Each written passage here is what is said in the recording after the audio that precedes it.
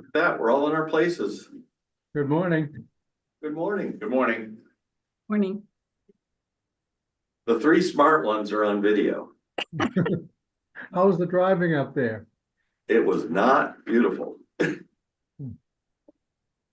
what I was afraid of. Yeah, you definitely chose the path of least resistance. All right, shall we get started? Okay, welcome to the January 29th meeting of the Commission on Governmental Ethics and Election Practices. We'll get the meeting started with agenda item 1. It's ratification of the minutes of the December 18th, 2024 meeting. Would anybody like to make a motion? I will. And the motion is that we ratify the minutes? Yes. Great. Is there I'll a second? second that. I'll second it. Great. It's been moved and seconded that we ratify the December 18th, 2024 minutes. We should do a roll call vote. Commissioner Ahern, Yay. Commissioner Leclerc. You're muted, I think. I'm going to abstain because I wasn't present for the meeting. Okay. Commissioner Hastings, Yes. Commissioner Marble? Yes. And I'll also vote yes. Oh, he's next. He's there, huh? Yeah, how about that? Yes, I couldn't see you. That may be on purpose, we'll see. The diehards are here. Moving on to agenda item 2, it's a complaint alleging coordinated expenditures by the Maine Senate Republican PAC. Is there someone here to, please? Mr. Chair, we also have someone on Zoom. Okay, That's the terrific. person about the complaint. Okay, terrific.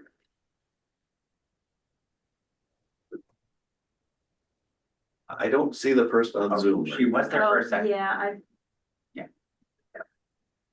Oh, great. She is. Ma'am, the way we usually do this is we'll have Mr. Wayne tell us generally about the complaint.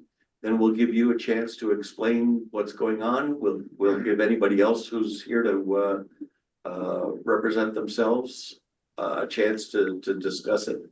And then we'll discuss it, make a decision. So Mr. Wayne? Sure.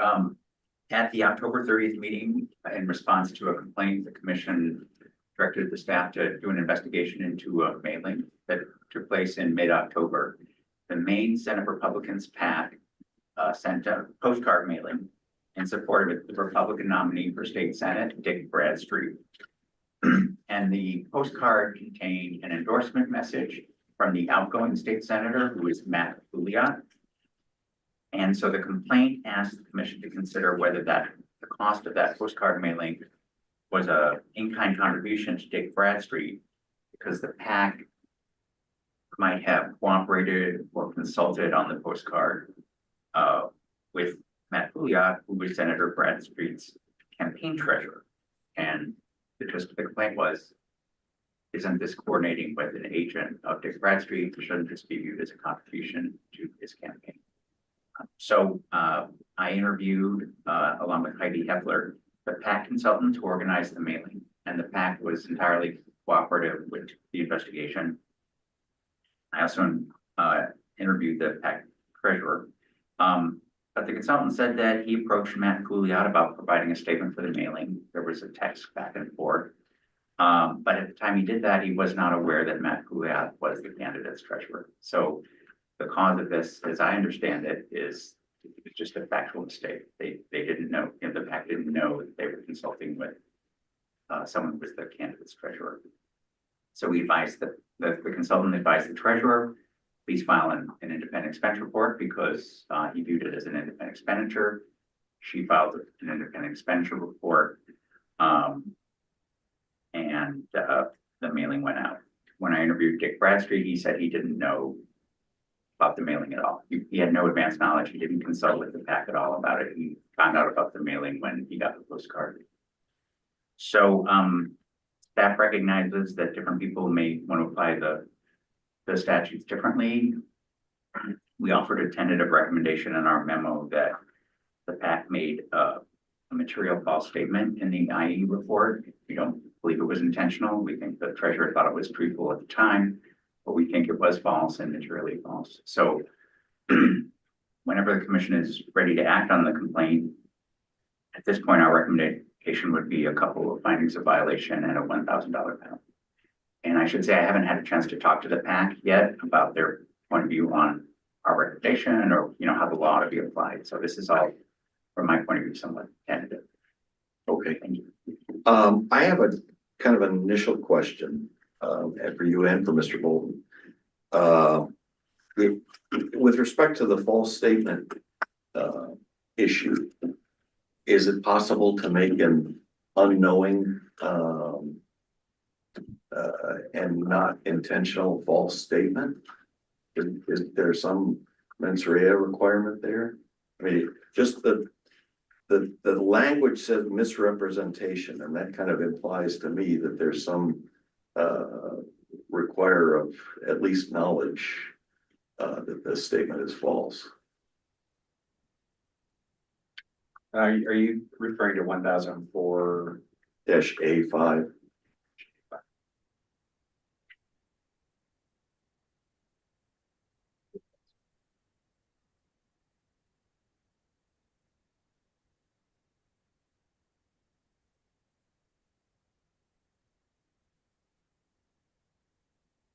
It just at Sorry, I'm first, just trying to find the Sure. statutory language. sure, at first glance, or at first impression, it doesn't seem that it's possible to make a false statement without knowing that it's false or intending that it's a false statement.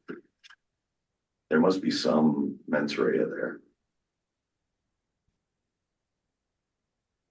I mean, I think, and this is it's the commission that ultimately interprets these statutes. I think, I mean, the statute could read, a knowing misrepresentation or a willful misrepresentation. It doesn't have the mens rea term that you would normally see, which suggests to me that it's strict liability. That if you make a statement and it's false, even if it's unintentional, it could still be a misrepresentation. That would be my take on it, without some modifying language that says knowing or willful or something like that. Okay. But again, I think it's ultimately the commission's call how they interpret their statutes. Okay, good. I think, even if you have the discretion to find the violation, if it doesn't feel right, Yeah, sure. a lot of times different commissioners I've had the pleasure of working with want to see a degree of fault. And if they don't see that degree of fault, they don't want to take the action. Sure. So, and that might be appropriate here. Sure. This might not be the right finding. Okay, great. Ms. Perry? Oh, yeah, Commissioner Hastings. I'm wondering if we should consider applying a standard of the person knowing or should have known that the statement was false. I have some sympathy for somebody that makes a totally unknowing false statement. But if they should have known it was false, then I have less sympathy, and it's a different standard than intent, I guess, but and in this case, I wonder if, considering that it was the party PAC, perhaps they should have known of the relationship of prior senator with the new campaign. Sure, that's an excellent point. I really appreciate that addition, because that does not mean it's a mens rea. So thank you, Commissioner Hastings. Okay, Ms. Perry, I'm sorry to take a while to get to you. Could you introduce yourself and describe your complaint? Sure.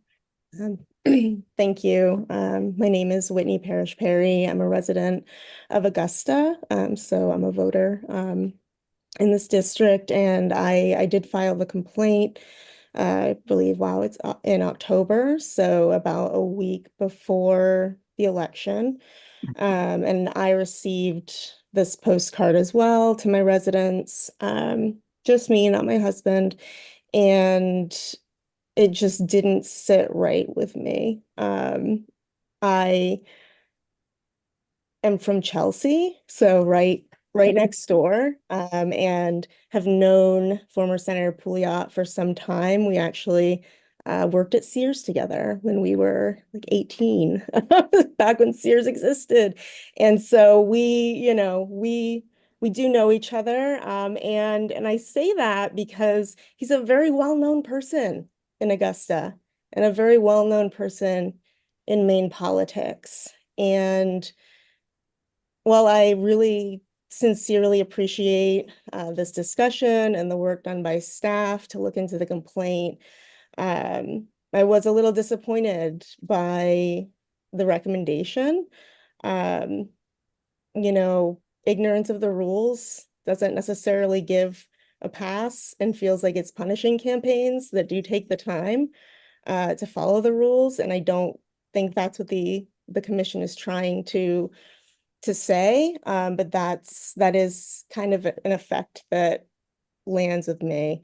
At the October 30th meeting, there was a candidate who was fined for a 1 day late report. And Mr. Wayne did explain to the committee that there are often good faith and intentional reasons why that may happen, but that there's usually a recommendation that a penalty be assessed because the candidate and the treasurer need to follow through the process.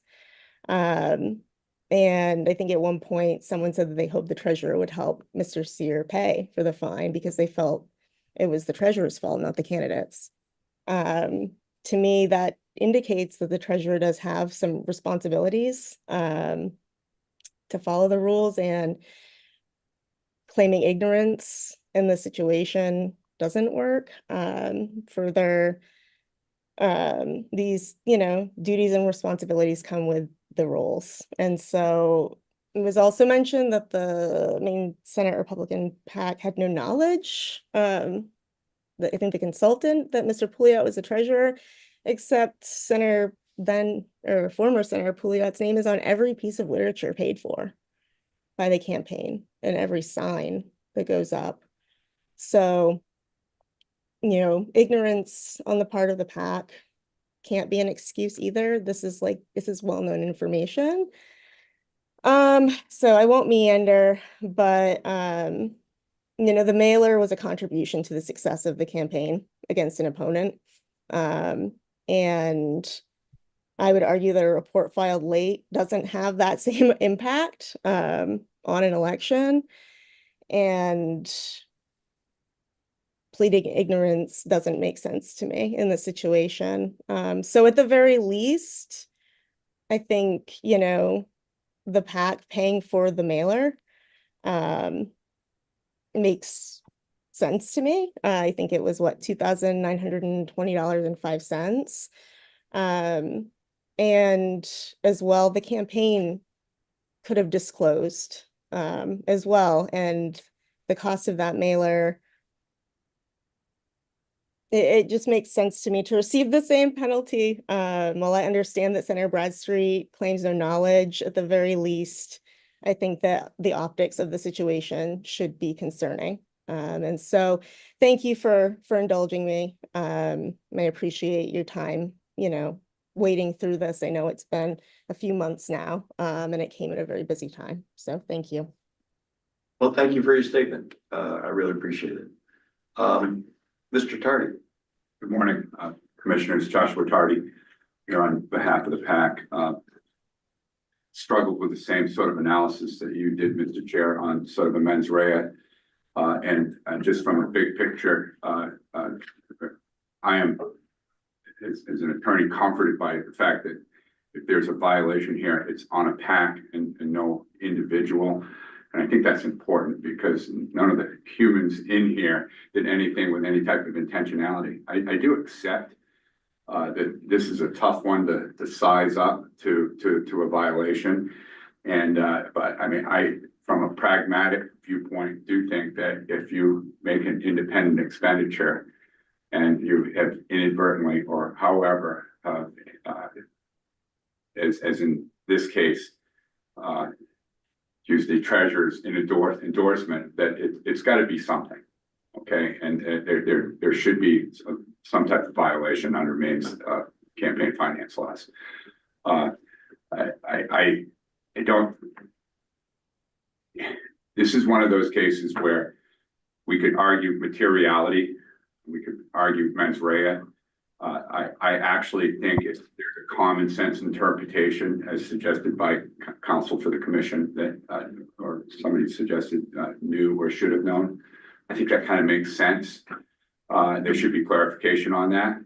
But that said, you know, the facts are the facts here. You don't need to meander. Okay, Senator Bradstreet had no knowledge. He's completely, you know, not part of this. The impact on the election is the mailer was going to go out. The matter of who pays for it. You know, Matt Pouliot does have a right to endorse whomever he wants, and there was no surprise who is endorsing in this race. And the fact is, the PAC has participated fully and full cooperation with the staff in this investigation. With respect to the second violation, I've argued this unsuccessfully before, and you may recall there was a contribution, illegal contribution violation that the PAC, that this commission considered back in a special election that involved and candidate Bill Jarrett. And it had to do with the use of the value of a DOT or an electric sign. And I argued then that it shouldn't be considered a contribution. The contribution was something that should be an offer and acceptance. To me, this feels like finding the second violation is sort of the equivalent of citing somebody for running a stop sign and failure to yield. But that said, the monetary penalty, I think, is reflective of the action. We don't oppose the staff's recommendation, and I had the same struggles trying to fit what the violation should be. Great, thank you very much. Are there questions or comments from commissioners? Just briefly, I don't feel comfortable imposing some sort of mens rea where it doesn't exist in the language. I mean, we are talking about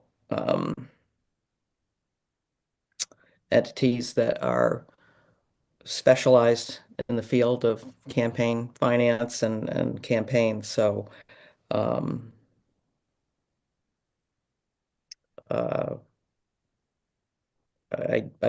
I don't think it requires any sort of knowing violation. There's a duty to assure that you're making correct statements, I guess, imposed by this particular statute, 1004A5. Well, you're kind of echoing what Commissioner Hastings said, is that you're adopting the should have known. Yes. Yeah. Yes. I just wanted to highlight something that I should have in your initial response, but in the second paragraph of 5, there is the level of intent to mislead is specifically a factor in determining. So I get this language exactly right. In determining any penalty is one of the factors that the commission shall consider. Okay, great. So I think that gives you wide discretion there, but it does specifically say you should be thinking about that when you're thinking about what.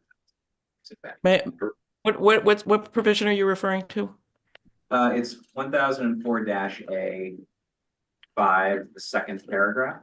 Okay, all right. And did the commission staff take that into account in making its recommendation, Mr. Wayne? Yes, I mean, our thinking was the maximum penalty for making a material false statement is $5,000. we do this as unintentional, so we chose a penalty that was 20% of that maximum, but that's totally within the discretion of the commission, if you even want to go in that direction. Are there other questions or comments from commissioners? Yes, My only comment in general is what I've heard discussed and brought forward, to me, reinforces the staff recommendation. And that's the direction I'll be trying to head. okay, so we really have two questions here. And I'll make a motion that we find that the Maine Senate Republicans PAC violated 21A MRS 1015 paragraph 2B by making a contribution, and I will assess $1,000 fine. Is there a second? I'll second that.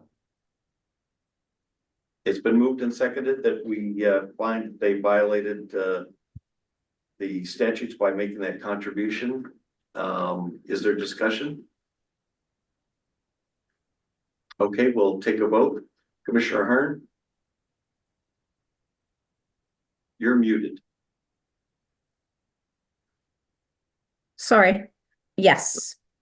Commissioner Hastings? Yes, Commissioner Leclerc? Yes, Commissioner Marble? Yes. And I also vote yes.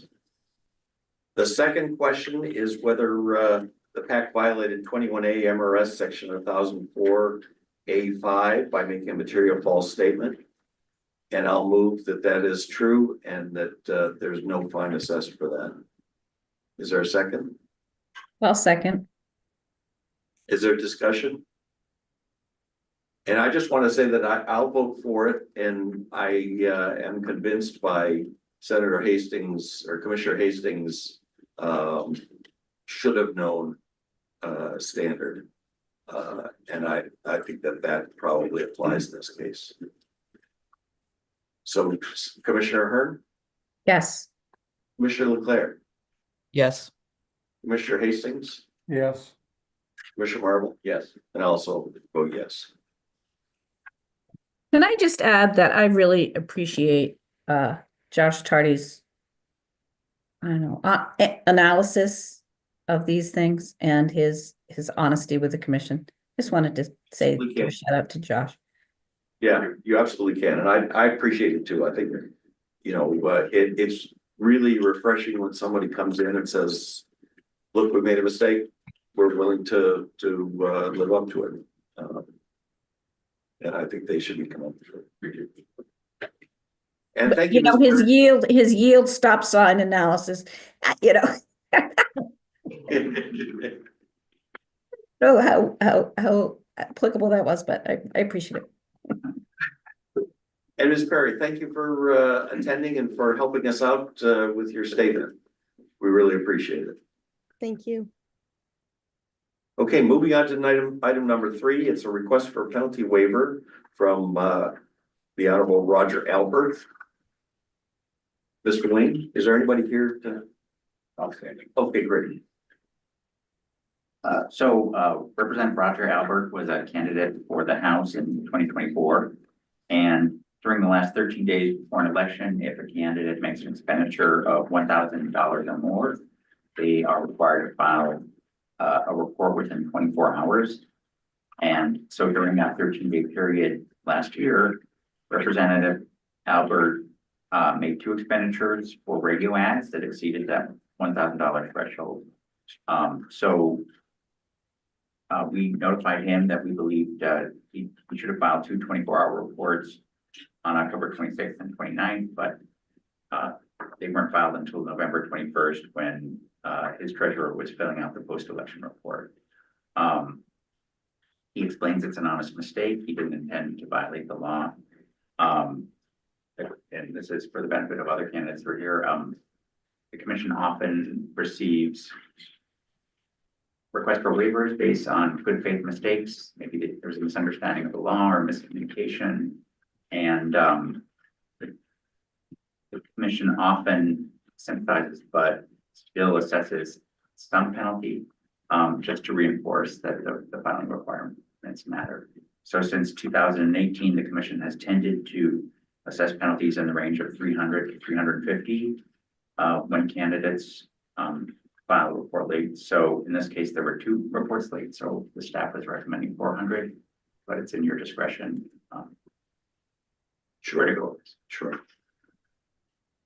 Are there questions or comments from commissioners? Okay, Mr. Tardy. No surprise, good morning, commissioners, we accept the staff's recommendation and just, the matter going forward, I'm fairly confident that this candidate's gonna have, more resources, for assistance on filing going forward. That's great, great. Okay, I'll move that we reduce the penalty to $400. And I just want to say editorially that these are the ones that really bug me the most, and it's because they're depriving the public of information that would be timely before the election, but is not timely this long after the election. And so these cases of missed reports in the last part of an election really bug me, because they're depriving the people of information they should have. So I move that we reduce the penalty to $400. Is there a second? Second. Is there discussion? Commissioner Hearn? Oh, yes. I thought you were asking me if there was discussion. Oh, Yes, I vote yeah. yes. In a way I was, but that's how'd you vote? Commissioner Leclerc? Yes. Commissioner Hastings? Yes. Commissioner Marble? Yes. And I'll also vote yes. And thank you, Mr. Carter. Agenda item 4 is a request for a penalty waiver from Stephen Bishop. Is there anybody here for this? Okay, great. Mr. Wing? So the facts have some similarities here. Mr. Bishop was a candidate for the House last year, and during that last 13 days before the election, he made an expenditure of $1,538 for mailing. So we notified him that he should have filed a 24-hour report on October 29th, but it wasn't filed. The whole transaction wasn't disclosed until December 11th after the election. The preliminary penalty is $2,707, and he's seeking a waiver, and he explains that this was a mistaken communication between him and his treasurer, and it led to the treasurer not filing a report. Great, thank you. Mr. Tardy? Same position, commissioners, agree with the staff recommendation. I'd like to come up with some type of stop sign analogy for Commissioner Hearn, but I'll defer. We need more metaphors. Yeah. Okay, I'll move that we reduce the penalty to $300. Is there a second? Second. Is there discussion? So we'll vote. Commissioner Hearn? Yay. Commissioner Leclerc? Yes. Commissioner Hastings? Yes. Commissioner Marvick? Yes. And I'll also vote yes.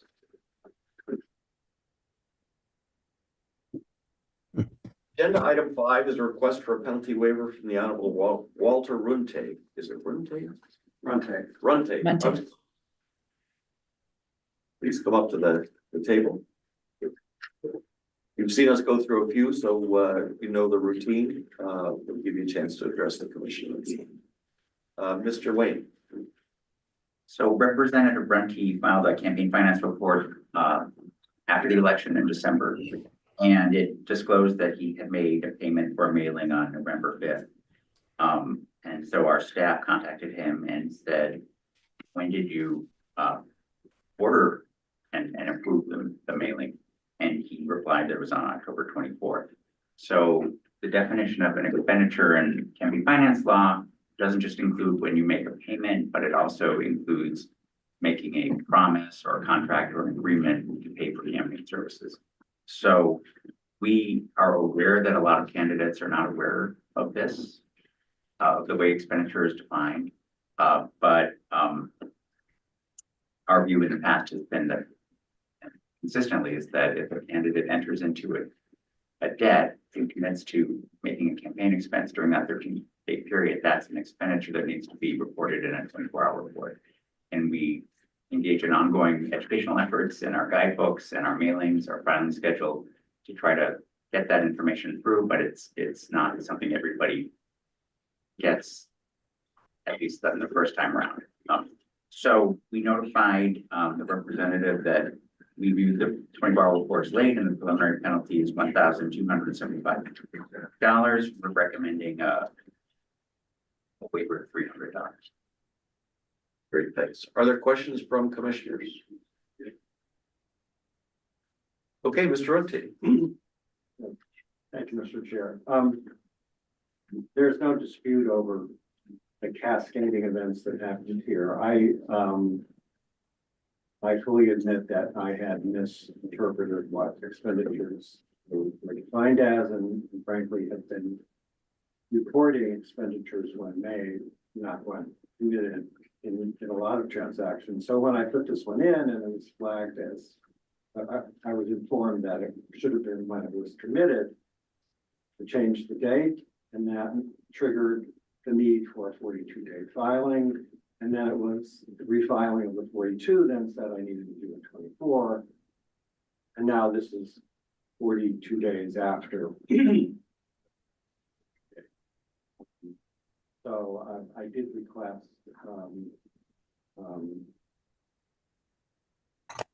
a waiver of the fine that was originally ordered. I appreciate something perhaps more lenient than what the final staff recommendation was, but you know, I fully acknowledge the error here, and certainly going forward, understand what needs to be done.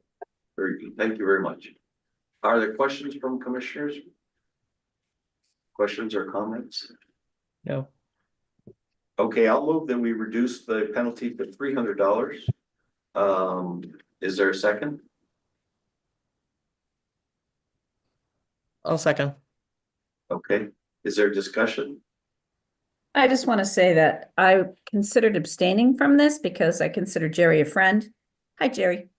And, but because he's so gracious and acknowledged that, appreciates that the fine was reduced, I don't feel like I need to, but I just wanted to flag that Jerry, it wasn't, you know, you are a friend, so good to see you. Terrific. Well, thank you. So it's been moved and seconded that the fine is reduced to $300. Commissioner Ahern, Yay. Commissioner Leclerc, Yes. Commissioner Hastings, Yes. Commissioner Marvel. Yes. And I'll also vote yes. And thank you again for coming in. We really appreciate the chance to discuss. All right, agenda item 6 is a request for a penalty waiver from the Honorable Joseph Rafferty. Please feel free to come up. And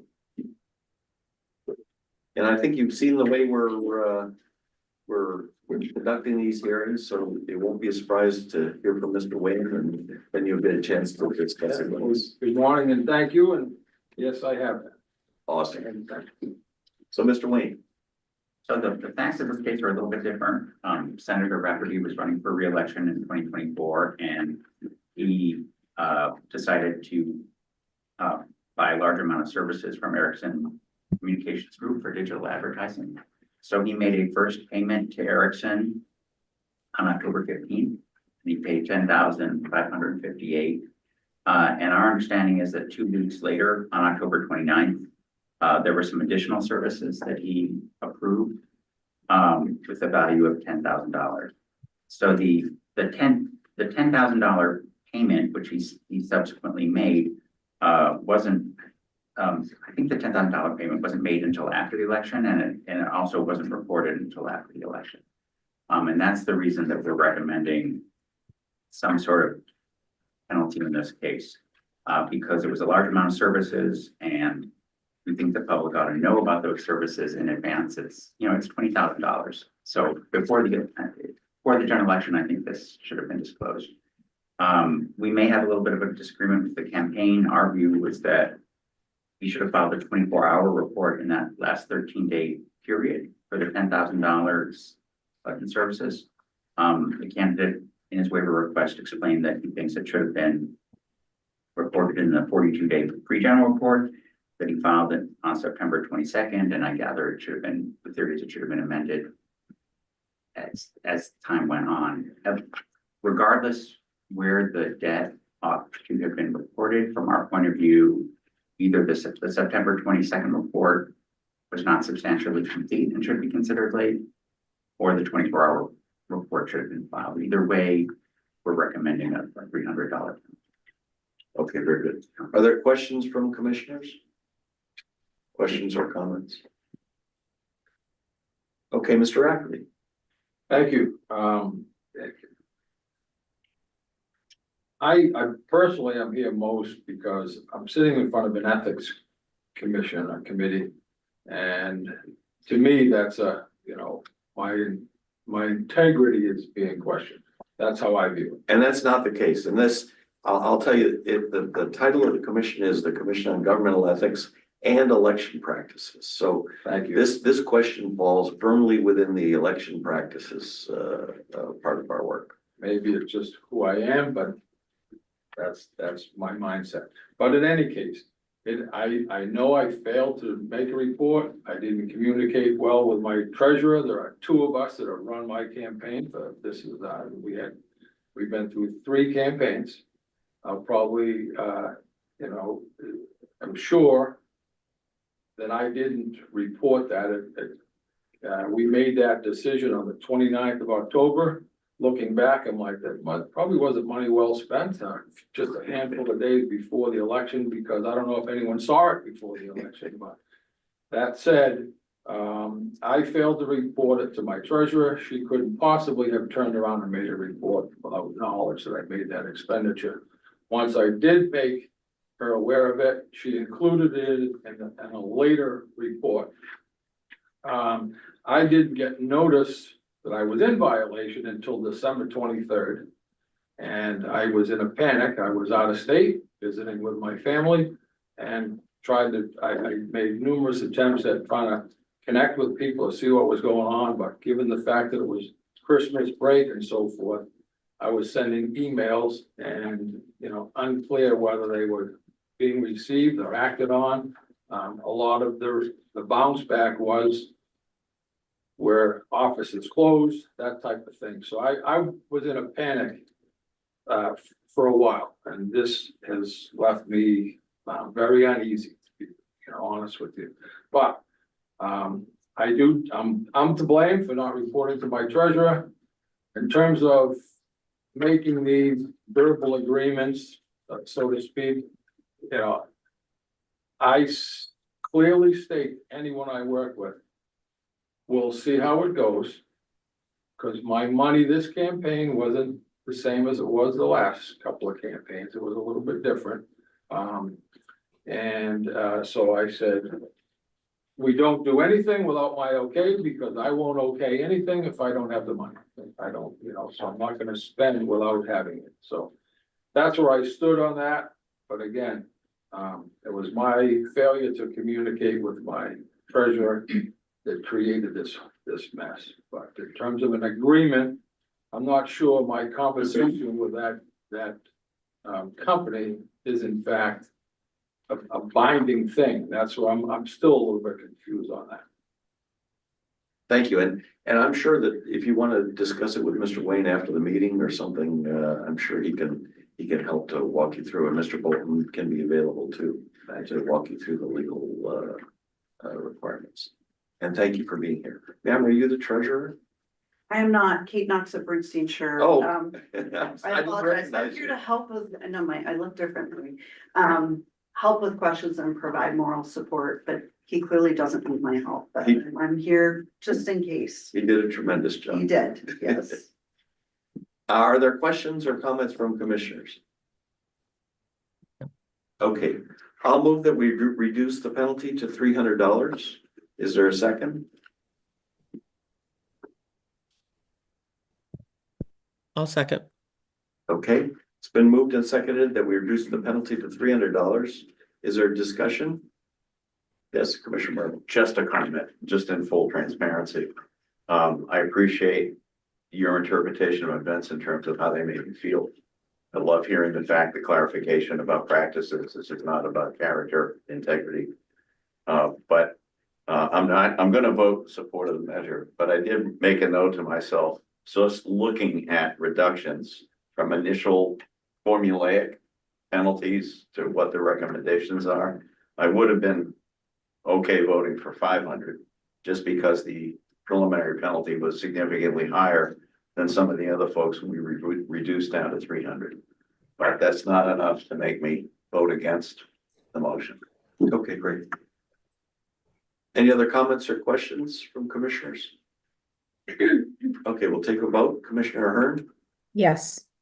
Commissioner Leclerc, Yes. Commissioner Hastings, Yes.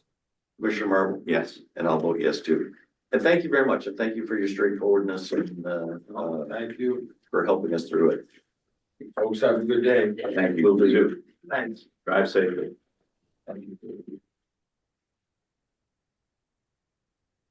On to agenda item 7. This is a complaint by Mr. Clardy about websites. And feel free to come forward. And if you'd like to come forward and sit at the witness table too, you can. Sure. Sing me or? Well, whoever's here to represent anybody on this question. Go ahead, please. Hello. Joe, Yes. are you on? Yeah, I guess I'm coming up next, man. I don't know how this thing works. I'm listening to some of these people right now. I don't have the link. They didn't send me the fucking link. They didn't? Yeah, I just got the link this morning. You have to call Julie, and she sent it to my computer. I'm looking at all these commissions. I don't know. That's all right. Do we know who needs to That, link? that is Mr. Boyd. He is Oh. on, he's just in his break room. And that's for the next agenda item, right? That is. Yeah, not for this one.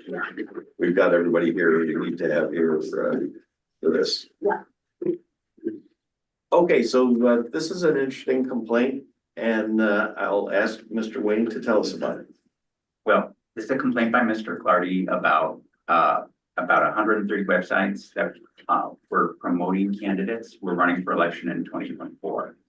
And some of the websites were organized by the Maine Democratic Party to help promote their candidates. And those use sort of a common template. And they have a similar URL that ends with mainecandidate.com. That's about 79 of the websites in the complaint. And then the other websites were organized by the candidates themselves, and therefore they vary a lot and they have different disclaimers on them. So Mr. Clardy, what he noticed was that he identified 54 websites that said that they were paid for by candidates. That was what the disclaimer said on the websites, but when he reviewed their financial reporting, they didn't report making any payments for the websites, and they didn't report receiving any in-kind contributions for the websites. So I don't need to speak for him, but one of the points is, if the website says paid for by the candidate, should have been paid for by the, we should see some financial reporting of that. So we reached out to, well, actually the way I would break down the complaint is two of the main issues he's looking at is, are these disclaimers accurate and were they compliant with what they needed to be? And also, did the candidates, if someone other than the candidates paid for these website services, did the candidates receive in-kind contributions that they should have reported, and that might be that might violate the terms of the Maine Election Act program. So we reached out to the House Democratic Campaign Committee and the Senate Democratic Campaign Committee, and they explained the genesis of the MaineCandidate.com platform and the costs, and I very much appreciate all the effort that went into their response. And they also acknowledged that the costs should have been better identified, and they're offering to restructure the platform so that all costs are reimbursed by candidates and that they're reported accurately. We offer, an analysis in the memo, which I can get into now. I don't know if I don't want to talk too long, No, go ahead. From our point of It's a complex complaint it is. and there are a lot of moving Yeah, parts. I mean, the PAC's identified 3 different costs, I would say, that went into this MaineCandidate.com website. From our point of view as staff, the Senate Democratic Campaign Committee has been paying $14.50 a month to a cloud hosting company called Linode. The Cox PACs are arguing that I think that these are not expenditures because different exceptions to what is an expenditure applies to those. But from our point of view as staff, we politely disagree. We think that those were expenditures by the Senate Democratic Campaign Committee, or at least the commission has the discretion to consider them as expenditures, and that therefore they should have been disclosed on the maincandidate.com website. We're sort of neutral on whether you want to make a finding of violation. I think this is a situation where this platform was set up in 2022, and maybe it should have been, people should have attended more closely to what the disclaimer said. And similar to some of the comments that were made to Josh Tardy, I always appreciate it when one of the caucuses comes forward and says, should have done better. And that's sort of the spirit in which I'm approaching PAC's response. We also examined the 12 websites that candidates had organized themselves. We looked at the disclaimers, all of them but one we think were accurate. They said that the candidates paid for them, and the disclaimer said that they paid for them. There's one where there might be grounds for our finding a violation because there really is no statement of who paid for the website. In terms of the financial reporting of those 12 websites,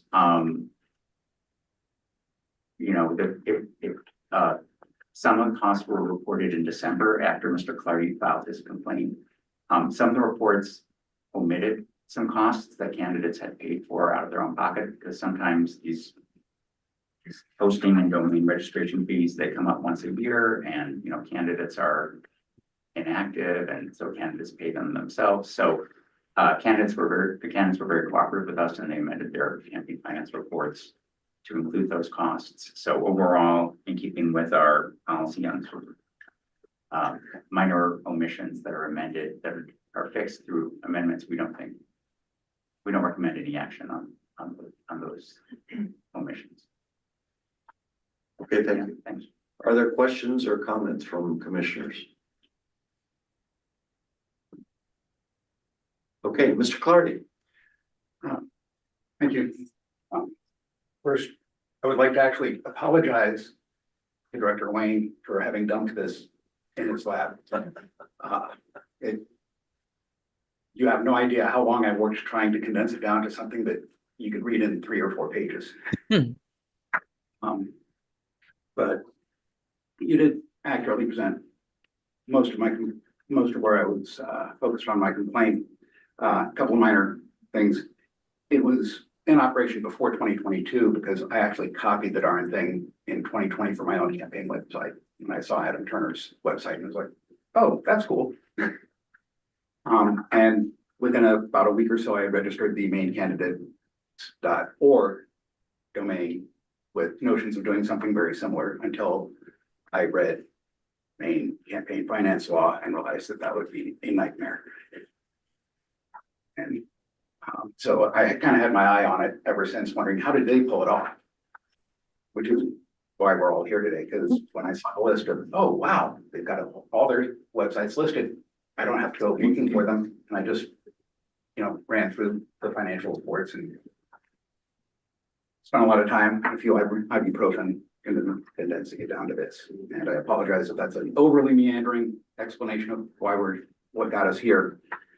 But it was really just idle curiosity and then being startled when I saw that, some candidates are paying for websites and others have websites that say they're paying for them, but they don't. And the inconsistency caught my eye.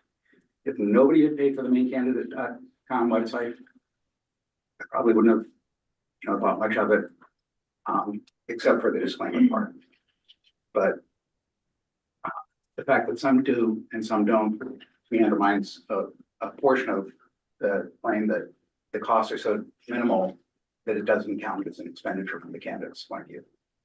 Either it does or doesn't, but some candidates obviously were paying attention enough that it should.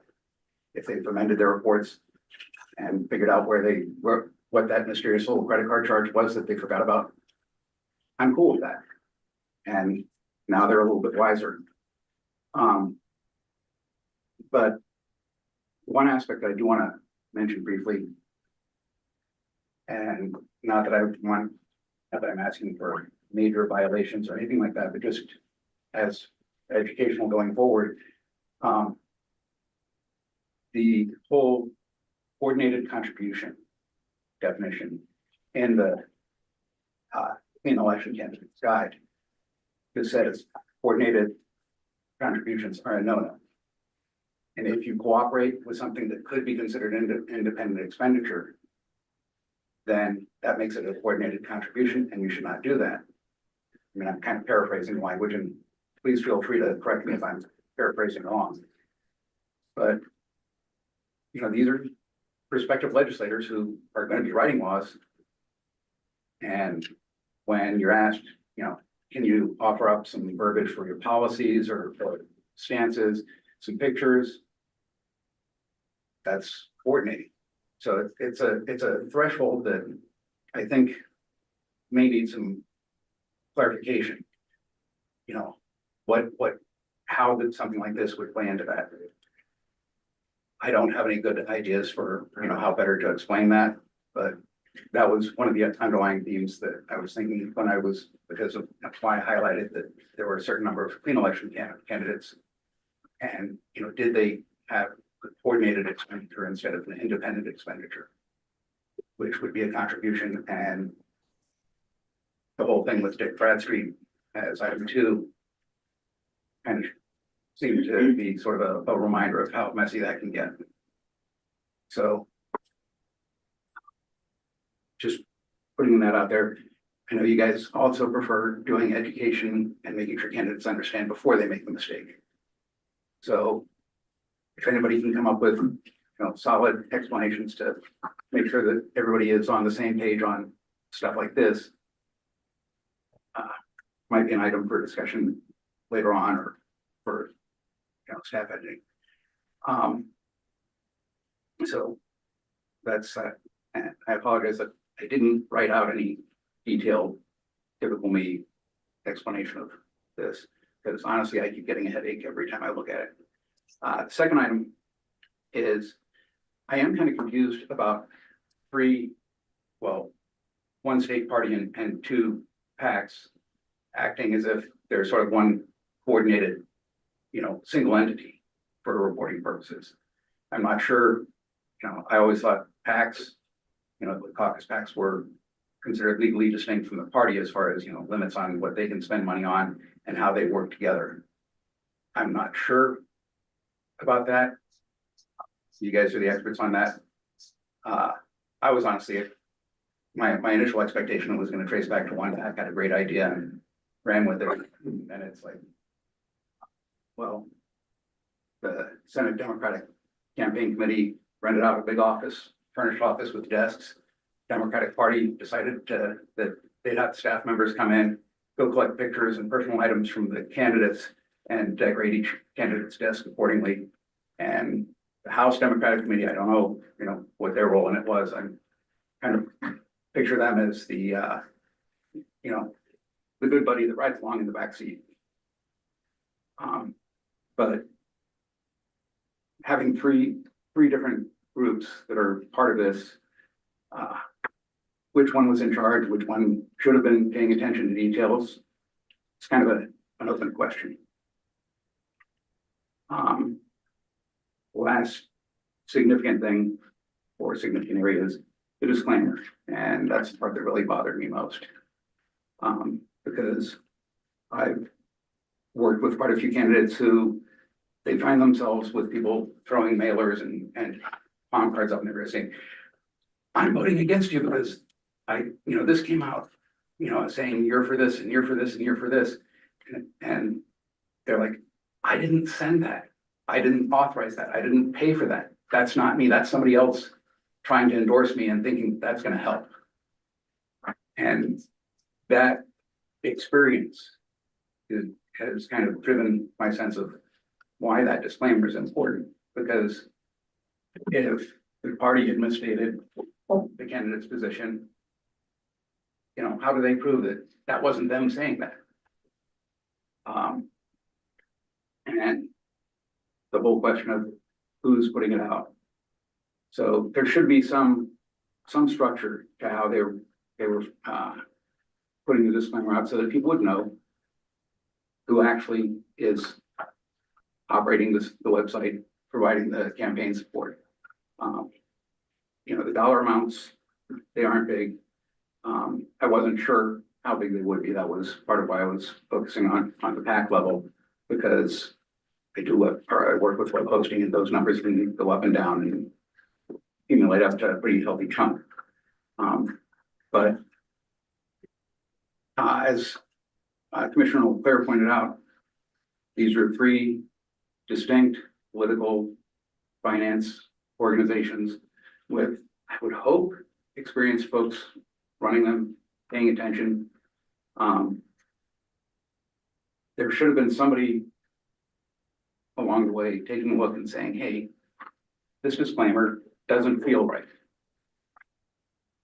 If this disclaimer had been on a time card that was being distributed to county party committees or, distributed however, and, it said that it was paid for and authorized by the candidate, but it was actually, just some leftover ones or whatever, that was put out by the party, it would have gotten more attention, I think. Or I have that feeling. I could be wrong. Because it's a website, people tend to think, oh, it's just a website, it's not a big deal. Nobody looks at those. Well, I know the numbers. Yeah, you're right. Very few people look at them. It's probably even lower than the number of people who read a mailer before they toss it in the trash. But some people still read it. It is still part of the law, and just making sure that these folks are paying attention to following the details of the laws that some of them helped write. So I know y'all will have your own priorities, and presumably there's being some reorganization and somebody's paying attention. I'm sure the ladies will explain what they're doing to correct it. But from the commission's perspective, I would hope that you would look at, if somebody's knuckles need wrapping for, you should have known better. The candidates may get a 6-inch ruler on the knuckles, but the PACs and the party should rate at least a 12 or 18-inch ruler in proportion. Darn, throwing metaphors out. Maybe I won't be as good as the yield or stop sign, but anyway, that's really the crux of it. The actual bare numbers, it's far less of a thing to me than the overall operating principle. And it seems like they set up a program, put it on autopilot, and forgot about it. And that can be dangerous. Thank you very much. Are there questions or comments from commissioners for Mr. Clardy? Yes, Commissioner Leclerc.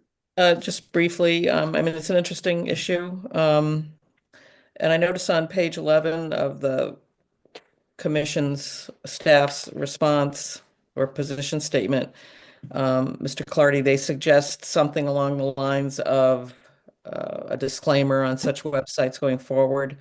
Website authorized by the candidate, hosting fees paid by the, in this case, Senate Democratic Campaign Committee with the address.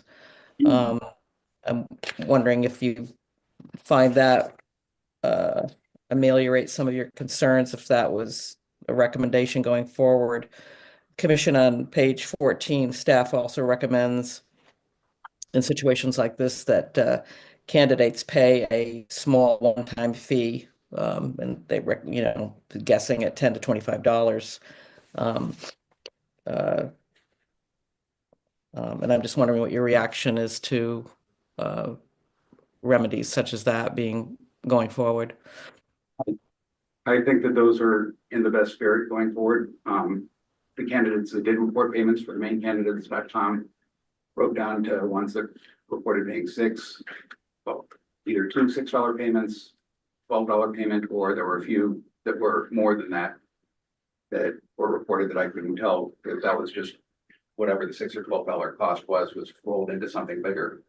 So, yeah, the single fee, so it actually pops out in the candidate's mind and makes it a little more likely to get reported, would make sense to me. The language for the disclaimer, that makes sense. That actually is what I would hope would be done going forward. The exact nature of that language, like, authorized by the candidate, but operated by the Democratic Party. That's more apparent. It does still raise the question of with the clean election candidates, how that plays into it, because then we get into that whole coordinated expenditure issue. So it's and plus, before putting too much weight in my opinion as to what would be good language, I have an engineering type mind, so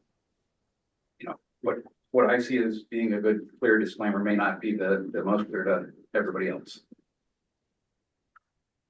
Did I hopefully mostly answer your question? Yes, I just wonder if Mr. Wayne could respond to the issue of how this, if this does impact the Maine clean election candidates in a different way. Or a more. Well, sorry, Commissioner, I didn't mean to speak over you. You didn't. Our point of view is that if you were to divide the $14.50 monthly charge for hosting among the 79 candidates who had mainecandidate.com websites, it really doesn't amount to very much at all. We offered the calculation in the memo that for the whole election cycle is just $2. I mean, that we agree with the PACs, that's really very minimal. And we didn't want to see the candidates in any kind of a violation of that situation. The other thing I would mention from the candidate's point of view, and the PACs might want to elaborate on this, is that there are a lot of exceptions in the law for efforts by the parties that they're allowed to do special things. There's special exceptions that are applicable to the parties where they can provide services to the candidates. So if a candidate participated in the website, they might logically infer that there was some kind of expense involved, but they might also make the inference, well, this, party knows what they're doing. This is covered, so they might not necessarily view this as they've received a contribution because they're aware that they can get these other services from the party. Thank you. Well, I just want to say, I think that's a dangerous road to go down, to say that there's some level of contribution to clean election candidates that doesn't merit attention. I mean, I think in this case, it's clear that the candidates really didn't have any culpability. I think this was imposed on them by the PACs. But I would be hesitant to go down a road saying that there's some level of contribution to clean election candidates that doesn't merit notice. Could I clarify? Sure. Yeah, I didn't mean to say, oh, the amount is so small, there's no contribution. If that was sort of implied, that's not where I'm coming from. It's more that I don't know if it rises to the level that the commission would want to take any kind of an enforcement action against the candidates. That was what I was getting at. Right. Yeah. And I'll say my two concerns with this, it's an interesting issue. My two main concerns are the obviously erroneous attribution on the websites and the contributions to criminal election candidates. So, and I tried to sign on to a couple of these websites. It looks like they've been taken down. Okay, and go ahead. I'll ask you. Please introduce yourself. Thank you. Thank you, Commissioner. Kate Knox of Bernstein Sherman, attorney for both the SDCC and the HDCC. And this is my colleague Lisa Brzezinski, who's been helping me. Happy to answer those questions. If I could first say thank you to commission staff. This came in November, maybe? Yeah, I was not rushing it. And we were overwhelmed by recounts, both caucuses were. And the staff was very generous in giving us extra time to try to uncover some of the stuff. Isn't, as somebody who is not tech savvy, very complicated to try to figure out how these things relate, what charges were where. So we did a ton of work to try to uncover exactly what payments were going to what for what thing, and you have it laid out here. But I didn't want to be remiss in thinking we did get a lot of extra time, and that was very much appreciated. Well, we appreciate your cooperation with the staff. You know, a big issue like this would be a bear to track down without your help. Of course, we're happy to do that. And we tried to sort of break the issues out into the three things that you saw, which was the $750 payments, which it sounds like staff is recommending because they weren't paid in 2024 to let go of. The staff time for the party, which is a big part of this. And then it feels like the crux of the issue that we're sort of getting at is this, the charge for that the SDCC had on its credit card, and then the disclaimer. So I think there is no question, I hope we've made clear in the memo that $14.50 a month charge should not have been on the SDCC credit card. It was done quickly when we were trying to, the volunteer was leaving, somebody's got to take this. That person happened to be there. It should not have happened that way. It should have gone on a Democratic Party credit card. It's the program itself was designed by the party, is intended to be held by the party. So that we are happy to work with. The websites are now down. We're happy to work with, excuse me, the party to move those over. In fact, they may have already been moved over. And what happened was it was literally forgotten about. It came up on, Linode charge. It was properly reported on the SDCC ethics reports, but it was not identified. I don't think it registered to anybody. What is this paying for? That was clearly a mistake that needs to change, and will change.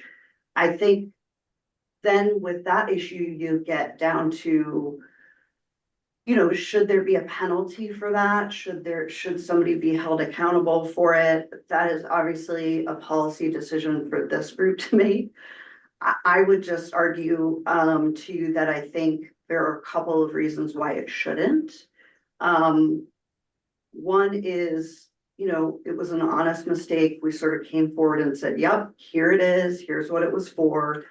The other is that there isn't a general exception. I know staff, I think, does not agree with this, but there is an exception in the statute for sort of office equipment, things that don't cost that person any additional money if you use it, like phones or desks or computers.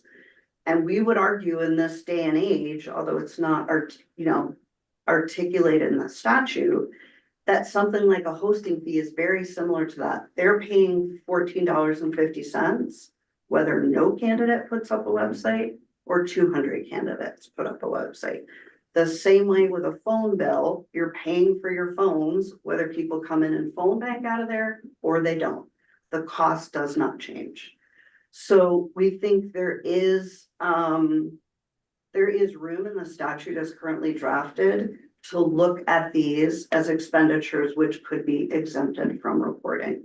That being said, we don't plan on doing this anymore. So I'm not pitching my wagon to that for the future. I'm just articulating that statute does recognize some of these expenses that don't increase with the level of use. This may be one of those things. Did that answer your question about that piece, Commissioner, before I talk about disclaimer? It addresses it. Okay. I mean, I don't agree with you that the physical location, machines and things like that can be stretched as far as to include hosting services, but it's a great argument. Thank you. Okay. I appreciate that. Great minds disagree. So we would ask, given all of that, we don't think there's any. I hope we've been transparent enough that there's really nothing else to investigate. We've kind of said, here's the situation. And given that, we would ask that you simply allow us to work with the staff to fix it and not have it happen again, related to the hosting fee. That's the most concrete piece in this. The disclaimer is a really interesting one. So I've heard a couple of comments about sort of, well, have the disclaimer list hosting fees, or I can't remember what that example was, hosting fees paid for by. That was it, yeah, Yeah. it said authorized by the candidate, hosting fees paid for by SDCC. I will say, and maybe Attorney Bolton will disagree with me, I have never advised a candidate to mess around with that disclosure statement. To me, the disclosure statement is not for you to customize. It is a not paid for or authorized by, or paid for and authorized by. So I'm not necessarily opposed to that kind of change, but I would ask you to be explicit in that, either in the commission's omnibus bill before the legislature. I would be very uncomfortable advising my clients to kind of make up their own disclaimer based on, who provided a hosting fee and who, that kind of lack of really direct guidance feels very uncomfortable to me. I also think. Let me interrupt yeah. for a second. Shouldn't it be accurate though? Because these were not paid for by the candidates.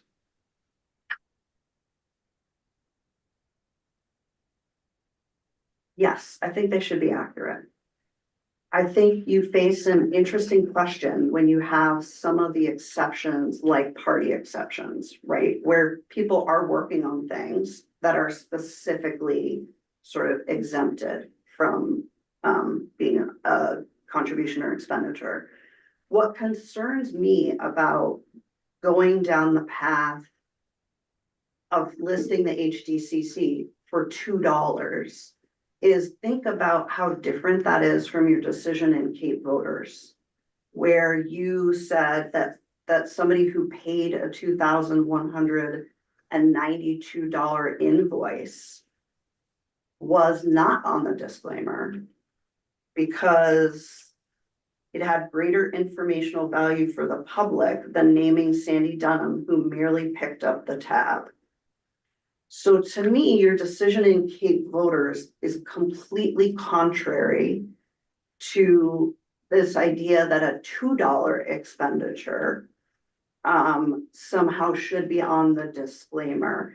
I think if going forward, people said, look, any amount of money you pay needs to be articulated in the disclaimer in the following way, I would be okay with it.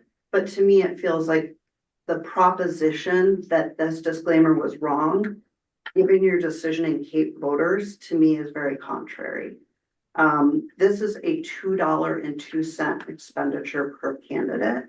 That was a $2,000 expenditure. And to me, the public might have wanted to know that. And I know you all discussed this. So, they might have wanted to know that Sandy Dunham was the one who paid for it. You decided that it was in the public interest and that would be a distraction. And I would just argue to you, if that was a distraction, how can $2 not be a distraction? It makes the voter think that the SDCC has somehow had an oversized involvement in the website, when in fact they didn't do anything but pay the hosting fee. And I'm not denying that $2, but let me stop there. Well, and for my purpose personally, for my own opinion, I'm not necessarily adopting the staff's recommendation to do the hosting fee paid for thing, but I do think that the attribution should be accurate. And in this case, it wasn't paid for by the candidate. And how, Commissioner, if I may, how do you square that with the decision in Cape voters? Because you agree, the commission, not you, Right. I apologize. I apologize, Commissioner. That's the group you. That's right, it's the universal you. That's what I'm struggling with, that just happened in November. Sure. So how does the standard change that much? I think we ended up at a place where they were both accurate, or where that was accurate. And I think in this case, the attribution paid for by the candidate clearly wasn't accurate. Was it? I think Did the candidates pay for anything with relation to that website? they didn't, but it says paid for and authorized by the candidate. It just said paid for by the candidate. Pardon me, I'm not remember, there were a lot of websites, so I do apologize. Some of them had different versions of various sundry things, yeah. Let me ask you another question. Yeah. The web pages had donate buttons, correct? I'm sorry. The web pages had donate buttons. That I don't know. I'm not sure. I don't. I would have to look That was my understanding. Yeah, I read it in the description. And I'm wondering who the donate buttons linked back to. Or to. I don't know. Mr. Clardy, do you know?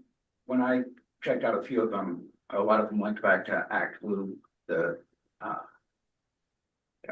campaign donations. Okay. The clean election candidates that I checked out, I think linked back to the Democratic Party or generic PAC donation. Maine Democratic Party or? I don't remember. Okay. Right offhand. But like she said, lots of websites. Yeah, sure. Oh. Commissioner Hastings, are you anxious to say something? Well, I do want to say something, the issue to me isn't really whether it's $35 or $15 or whatever. It's the fact that maybe wittingly or unwittingly, the party created and posted and made available to the public, 79 websites for candidates, which obviously were, in my mind, intended to advocate for their election. And we're left up for another cycle with incorrect notices on them. And to me, that's, when this, as with the Republican campaign committee, when you skirt close to the edge of the law, you better do everything exactly right, or you should get burned for it, and it's to some extent. I mean, all these websites were all up for this 24 election cycle. Whether or not they were I guess they weren't even authorized by the candidates. So, but they said they were and paid for by them. The fact that and maybe not a lot of people looked at them, but some people would have looked at them and maybe been influenced in some way. So anyhow, to me, that's the biggest thing here. I don't care about the 15 or 35 bucks as much as I do the leaving these sites up that I believe this committee should have known existed and should have not continued without somehow reporting and recognizing them. That's where I come from. I'm not sure where that stands on violations, but I see whenever we see these committees getting close to the edge of the rules, that's sometimes what happens. Would you like And to I address consider that? it more of this certainly is not the same as paying the rent on the office. These were definitely advocacy websites.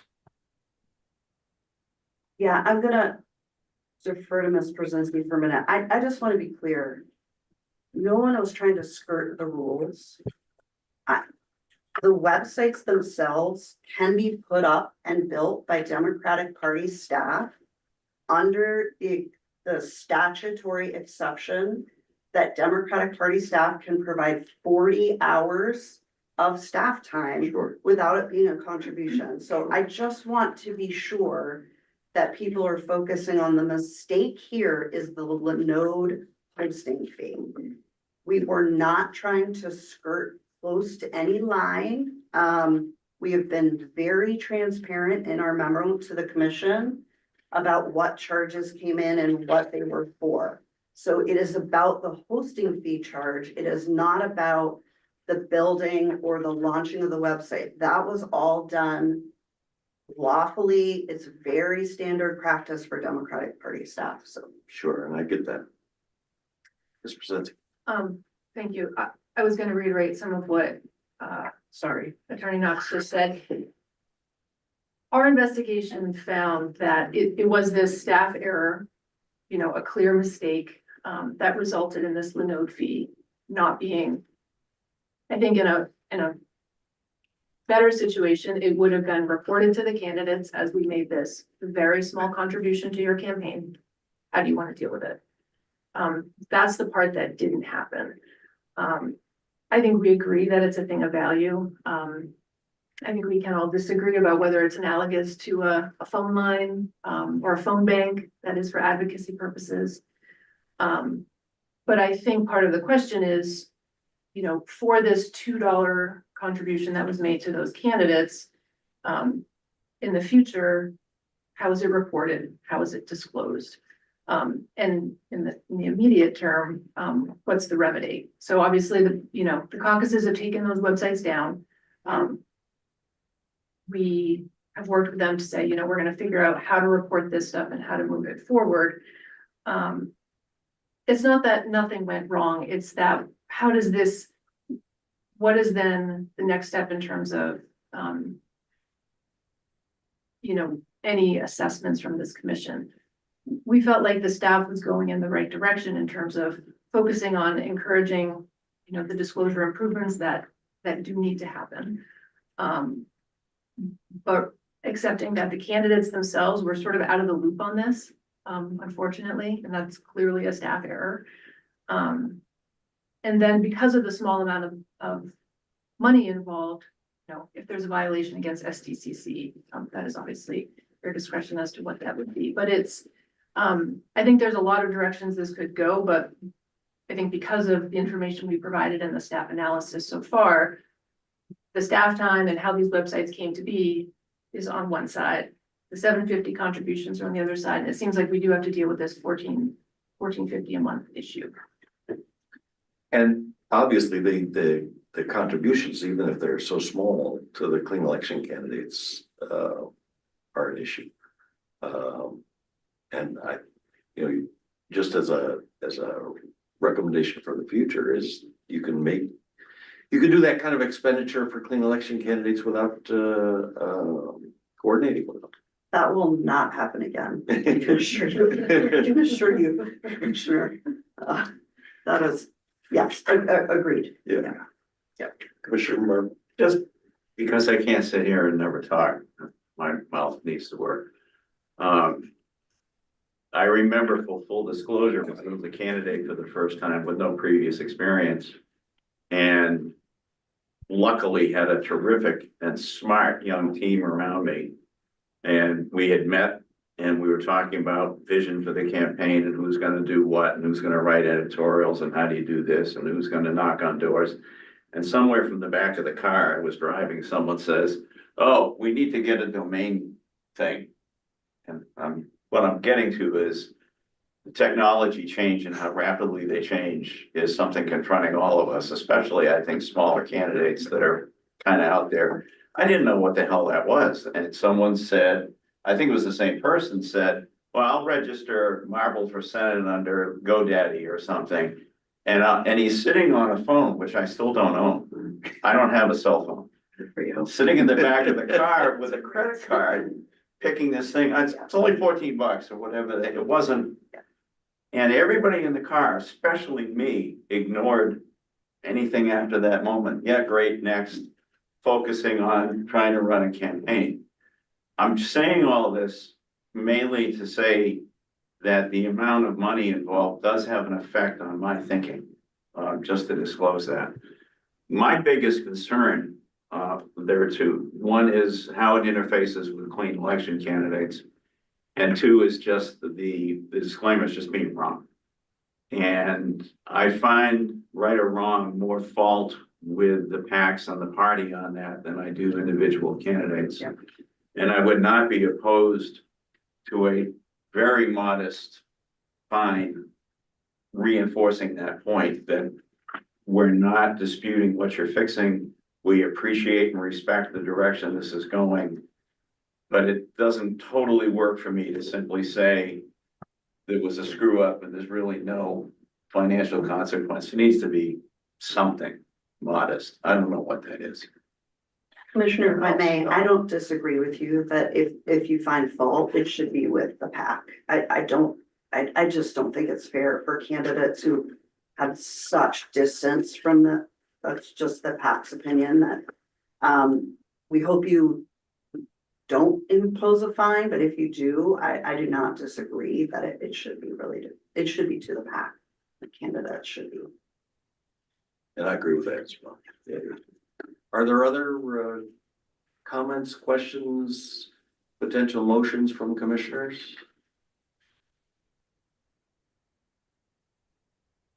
I'll just say I tend to agree with Commissioner Marble's comments. Okay, I'll make a motion that we find that the attribution was inaccurate and that it violated 21A MRS section 1014 paragraph 1.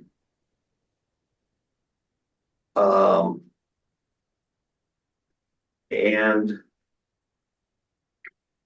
that the SDCC violated 21A MRS section 1014.1 with respect to the payments, and that the penalty would be $159.50 for the aggregated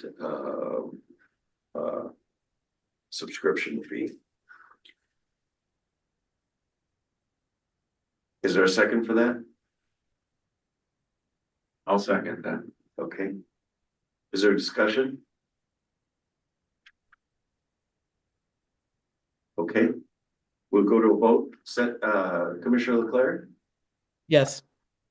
Commissioner Hastings? Yes. Commissioner Ahern? Yes. Commissioner Marvin? Yes. I'll also vote yes. Thank you all for coming in. Thank you, Mr. Clardy, for identifying this for us. Thank you guys for Thank you very much. Appreciate all the time. yeah. It's, I think it's worthwhile, and I think things will improve in the future. I'm glad to never look at websites again. Yeah, right? It's a lot. Thank you very much. Appreciate it. Thank you, Nice to meet you. Mr. Clardy. Thank you. Okay, moving on to agenda item 8. This is a request for a penalty waiver from Joe Boyd. Is there anybody here to discuss that? Yes, his treasurer as well as Mr. Boyd should be on shortly. Okay.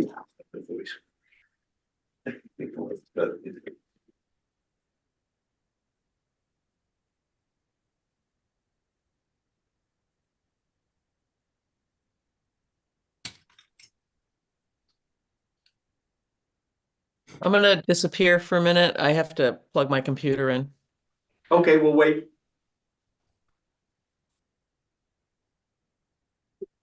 Could take a 2-minute break. Sure.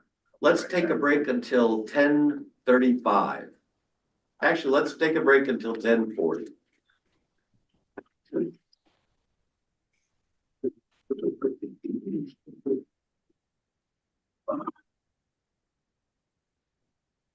Nice to see you. How are you guys? Good.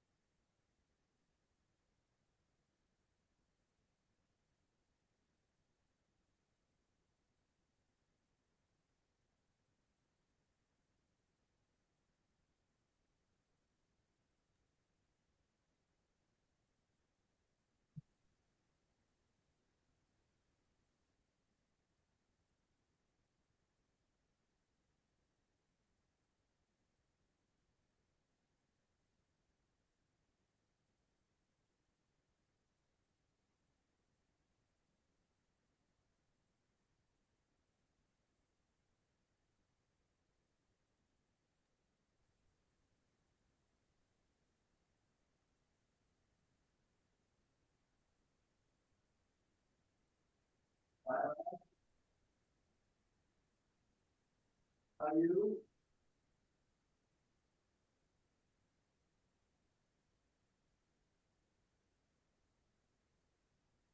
Me? While I? While you? While we?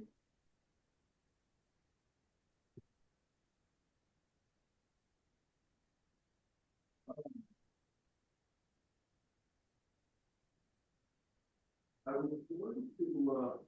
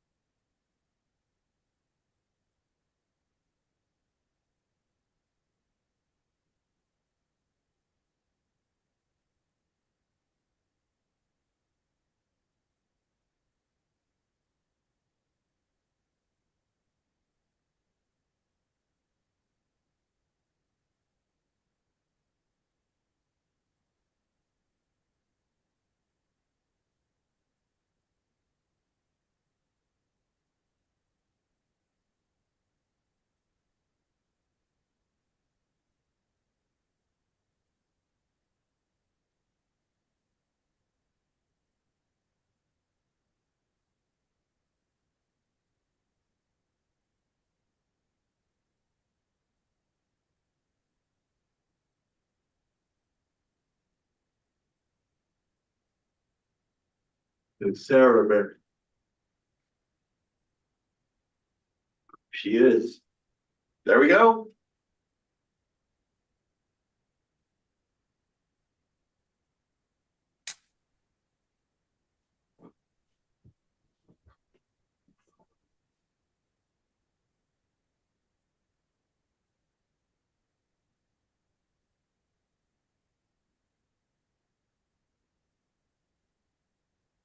Okay, we'll reconvene here. We have Mr. Boyd, and I can't read the other person who's here with us. Mr. Wiseman. Mr. Wiseman. Mr. Boyd and Mr. Wiseman are here. I don't know if you've seen the proceedings we've done already, but what we'll do is I'll have Mr. Wayne give us a brief background on the issue that we're addressing here. And then we'll hear from you guys. And then we'll discuss it and make a decision. Sound like a winner. All right. So, Mr. Wayne. Thanks. Is Commissioner Hearn? Oh. She got her. Sorry. Oh, there she is. Sorry, I almost ran forward without you, Commissioner Hearn. Sorry about that. Took me a minute to get up the stairs. No worries. All right, we're gonna hear from Mr. Wayne on this, it's item number 8. So during the last 13 days before an election, candidates have to report larger transactions that they engage in. And a lot of states have this requirement, and the thought process is if a candidate makes expenditure of $1,000 or more in that 13-day period, it's big enough that the public and the opponents, they ought to know about it before the election. So it's not, there's sort of an accelerated report that's due within 24 hours. Mr. Boyd's campaign on October 31st made an expenditure of $2,308 for a mailing.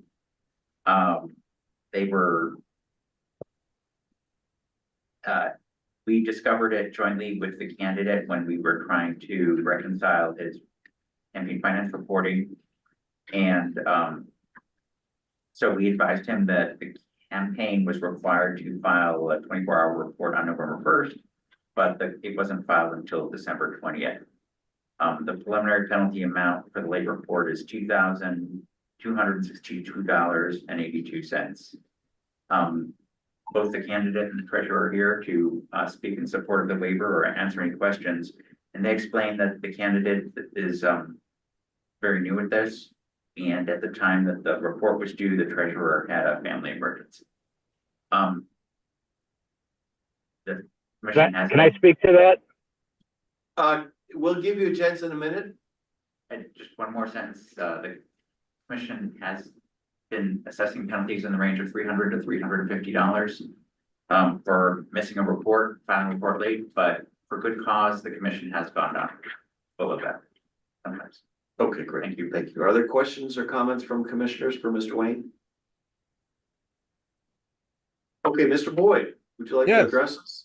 Yes, I'm ready to address it. Yes. Can you hear me?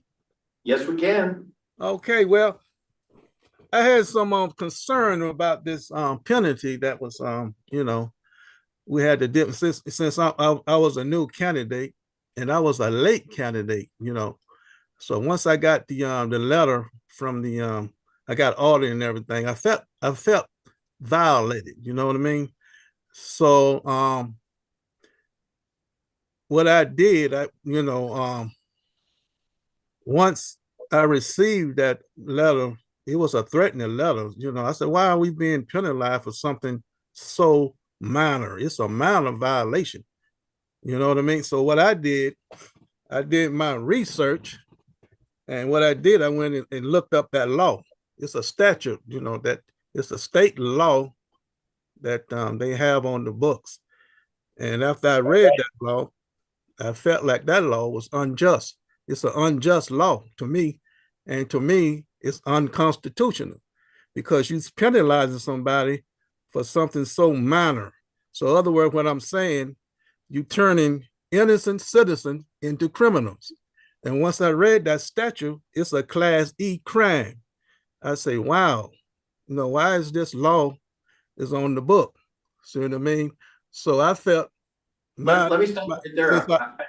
I just want you to be clear that you're not being charged with a crime here at all. Yeah, I understand that, sir, but I'm just saying that it's a law. It's Okay. a law. That's what I'm saying. I just say that I did my research on that. I had to do that because I'm a new candidate. I was a new candidate and I'm inexperienced. You know what I mean? And plus I was a late candidate. Sure. So it was a minor mistake. It was a lot going on. My treasurer, he had some family emergency. So you can't expect everybody to remember everything. It was just so minor. It was just it was a human mistake that and we've been penalized for a filing a late report. So that's why I had to do my research do more research on that law. Sure. When I read that law, and I felt sort of violent. But I'm gonna let my treasurer speak right in a moment, and he can tell you because during that time, during October, I remembered all that, receiving Gmails from the commissions, letting me know about all these different reports that you have to file. You have to file a 24, 42, 15. Everything was going so fast, and there was so much going on during that time frame. And I was out, doing doors, so. Well, I'd like to just speak to just yes, one let aspect my of it. treasurer speak to that too. Yeah, because he has a family emergency. Yeah, so as Joe Boyd said, at that it was a perfect storm, at least for me. And as far as that goes, my son, through an act of just pure luck, was on his skateboard and he fell and broke both of his arms, both. And one of them, what complicated more than just breaking both of his arms is that one of the arm breaks was on a growth plate. So I obviously had to redirect all of my efforts in trying to deal with what I was dealing with, because we didn't know what we were going to do in terms of whether surgery was going to be necessitated. So clearly the crunch of the filing deadlines and all of that, and the expenditure, came and went, because at the time that's what I was dealing with. And so there was no conscious effort on my part or anybody's part to deceive anybody or to make the Ethics Commission's job any harder than it already is. I recognize that you guys are not only dealing with us, you're dealing with a cavalcade of everybody's personal issues. Everybody's got something going on, and I recognize that. All I could say is that I acted with due diligence and as much focus and strive to file as the accurate information, recognizing that Mr. Boyd's campaign was done with public funds and not private. So that made me, more sensitive, obviously, to that. I just wanted to be clear that, the circumstances that provided itself were unique. And, I strived to do the best job that I could, and recognizing that there was a problem, and then trying to rectify the problem. I did communicate both with Mr. Boyd and numerous times with the Ethics Committee locally, as the campaign progressed. So for my part, that's kind of what happened. Obviously, it was more nuanced than that, as you can imagine. I'm sure everybody has kids. It was a pretty stressful period of time. So thankfully, we got through it, and, he's okay. But the time, there's a lot of things in the air. Mr. Wiseman, are you driving? No, I'm parked. Okay, great. Thank you. I was. I'm not gonna. No, the roads aren't very agreeable today, so no. I'm I agree. I was concerned for your safety, and no. I'm glad to hear that your son is doing better. Ms. Brzezinski, Yeah, I appreciate. Okay. Thank you. I'm glad to hear that your son is doing better. Oh, I appreciate that. Are there questions from commissioners for Mr. Boyd or Mr. Wiseman? Questions or comments? Yes. Just a comment. You're the second candidate or elected official this morning to, I think, understandably feel personal emotional reaction to this. And I want to assure you again, like we mentioned to the other person, this is not about anyone disparaging integrity or suspecting questionable motives or anything like that. And the second thing I'll say, which will be no help to you, is for years we see multiple people with extenuating circumstances, with power that cut out, with a personal emergency, with a treasurer in Atlanta, Georgia on business who didn't get the phone call from the candidate the previous afternoon. It's understandable that stuff happens, and I think that's spoken to clearly in the staff recommendation about reducing that formulaic penalty down. So I just want to assure you, this is not any one staff or commission suspecting you of anything other than integrity. Okay, may I speak to that, sir? Sure. Yes, yeah, I can understand that part. That's why I was very concerned about, because when I received that, when we got audited, I would say, wow, why am I being audited for something, it made me feel like a criminal, made me feel like I committed a crime when I got, as a matter of fact, I heard from Portland, I got a letter from Portland. They want to look, they need all of my bank statements. So, and what I did, I went to my bank and I got my bank statement. See, the bank statement was the most important document in my paperwork because it got everything on there. You have your withdrawal and your deposit. And I think when I received that letter, it had to say something about a surplus. I say surplus, it made me feel like I embezzled some money or something. You know what I mean? So I say, well, let me do my research, and that's what I did.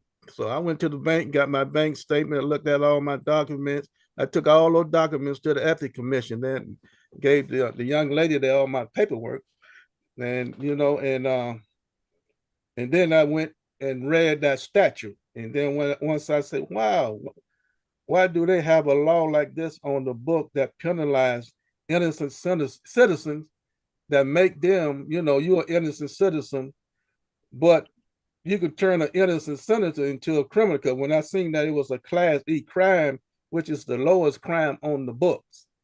So that's why I felt that law that they have on the book is an unjust law. And I'm from the South. I lived through Jim Crow. And I remember when Martin Luther King was arrested for unjust laws in the state of Alabama. It was minor laws. And this law, it brought back so many memories. I say, wow, that's why I felt violated. So that's why I'm glad we having this discussion, because like I wrote in my waiver letter, I was an inexperienced candidate and I was a late candidate, and I did not receive no classroom instruction. I think you should have some classroom instruction. If you're going to give someone, a candidate, a book, I think you should have a classroom instruction to explain what's in that book, to let the candidate know the do's and the don'ts in the book, what you can do and what you cannot do. Because laws like that is unconstitutional. That's the way I look at it. That's my perspective on that law. That's what I was concerned about, that law, because I had to read it. That law is in the book. And then when I read what I think they 2% on this amount. If you late this many days, you get 2%, and made me feel like it was sort of like a tax on the citizen. And I didn't really agree with the law. That's what I was concerned about. So that's why I'm glad we having this meeting. So maybe in the future, when the next group of people that running for the state representative, like in my position, I was a new person to the candidate. I didn't get a lot of support. I didn't get no training, no classroom of training. Only thing I got was a book and say, you on your own. And what's so great about it, I almost won. The people came out and voted for me. That was unbelievable. And I'm very grateful for that, because voting is very powerful. It is. Voting is very powerful. And I really appreciate all the people in District 55 coming out voting for me. I was a new candidate. So that's my biggest concern, was the law, and they penalizing citizens. And I don't think that should be a penalty for something so minor. That's just my take on that. Well, thank you. We really appreciate your appearing here today and your sharing your perspective with us. One more time, I want to make it absolutely clear, though, you're not charged with a crime. Okay, good, sir. I'm glad to hear that. I was just concerned about, because I had to read that law. It was a Class E crime. It's one of the lowest crime, and I just felt like I don't think it should be a law. It's an unjust law, the way I look at it. You are not charged with a crime in any respect. Okay. Commissioner Leclerc. Okay. All right. Thank you. Yeah, I mean, that's would be a distressing thing if you were charged with a crime, but I think in looking at the statute that is being used here, there's no allegation that you ignored the commission once they contacted you. You filed your report. Yeah. And under, I think the portion of the law that talks about the Class C crime is just somebody who is notified by the commission and then ignores it. And there's no allegation here that you did that. You complied. Yes, I complied. Yes, I really Right. did comply. But when you talk about unjust laws, because I know MLK talked about those unjust laws, and he said that as a citizen, you have the moral duty to disobey unjust law. Even Thomas Jefferson, make the same statement about unjust laws. You don't have to. They don't consider unjust laws. Tell you the truth.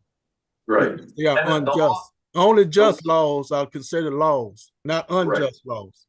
Right, right. And the law here just requires you to file reports on time. So it's not, this is not a criminal offense. It's just a case in which you didn't file a report on time.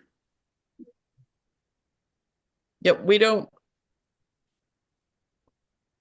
Yes, Commissioner Clark. I'm just saying we don't have the authority to enforce any criminal penalties. If you were to face that wouldn't be from this body. It would be from. Yeah, I understand. That's why I'm saying I read further, and they say that I believe you would be referred to the IG. They are the one. Yes, the IG are the one that really look into that. And if then you have to go through a court system and do all that. And for something so minor, that's what I'm concerned about. Yes. That's why when I received that letter, I felt violated. The letter appeared to be threatened. And I didn't even think we should have been ordered. The way I look at it, what the commission should have done is given me a courtesy call, and I would have got in contact with my treasurer, and me and my treasurer would have went into the office, and we could have got on the computer and got into my account, and we could have just go ahead on it and put all the information in the computer. But see, yes. I mean, periodically during the filing, sessions, I would be in contact with ethics, because sometimes, for my part, the system wouldn't even recognize my username or password. And if I'm not mistaken, and I'm not at home, so I don't have the benefit of my log history, but Aaron would reset it for me, or even sometimes just accept that there was a problem. I mean, it was kind of strange that way, and I would use the same name and password because obviously I needed to remember it. But I mean, the Ethics Commission, for their part, always strived, in my opinion, to work with either the candidate or the representative. So I don't have any complaints with the staff personally. I think they always answered the call, and if they weren't available, they always called back. So, I mean, look, for me, this is the perfect storm. I can't state it any more plainly than that. Sure. Well, thank you very much, gentlemen, for helping us along with this. I'll make a motion that we grant the waiver and reduce the fine to $300. Second. Is there discussion? I just have one thing to add. Yes. Mr. Boyd, I hear what you're saying, and education, the class. I want you to know that this commission wrestles with how best to educate candidates, and there'll be ongoing discussion so that none of you are caught unaware. So I appreciate you talking about the need for education. And with that, I support the motion. Yes. Okay, Commissioner Hastings? Yes. Commissioner Leclerc?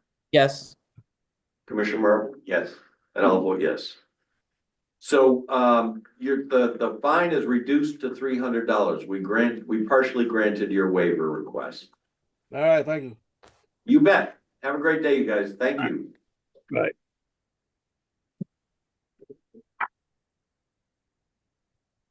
Okay, moving on to agenda item 9. This is a request for penalty waiver from Rita Edelman. Is there anybody here? You're not here for. Mr. Wayne. I had heard word that his treasurer, or her treasurer might want to participate, but. No, he changed his mind. Okay. Yesterday. All right, thank you. Rita Edelman was a first-time candidate for the Maine House of Representatives in District 21. On October 30th, she made an expenditure of $1,970 for radio ads, and that required the filing of a 24-hour report on October 31st, but either due to a lack of awareness of the requirements or a communication issue, both of those reasons are cited in the waiver request letter. No 24-hour report was filed. So we notified the candidate that the preliminary penalty for the labor report is $1,851, and we received a letter from the treasurer, Mr. Mallard, seeking a waiver. And so I think they're relying on the letter and not participating in the meeting. They cite that they're novices at campaign finance reporting, and Mr. Mallard suggests that sometimes communication was slow in terms of finding out what he had to report. So in keeping with past precedent, commission staff recommends a reduction to 3. Are there questions or comments from commission members? Okay, I'll move that we reduce the penalty to $300. Second. Is there discussion? Okay, Commissioner Leclerc, Yes. Commissioner Hastings, Yes. Commissioner Hearn, Yes. Commissioner Martin, yes, and I'll vote yes as well. Thank you, Mr. Wayne. Agenda item 10 is a proposed stakeholder group to simplify pre-election deadlines. Wouldn't that be lovely? Ms. Pazinski, are you here for this? I am interested in it. Okay, great, but you don't necessarily want to address anything, or, okay. Mr. Wayne. Well, this was a suggestion that the commission received at the December 18th meeting. Attorney Josh Tardy was here representing a leadership PAC that had not filed an independent expenditure report on time.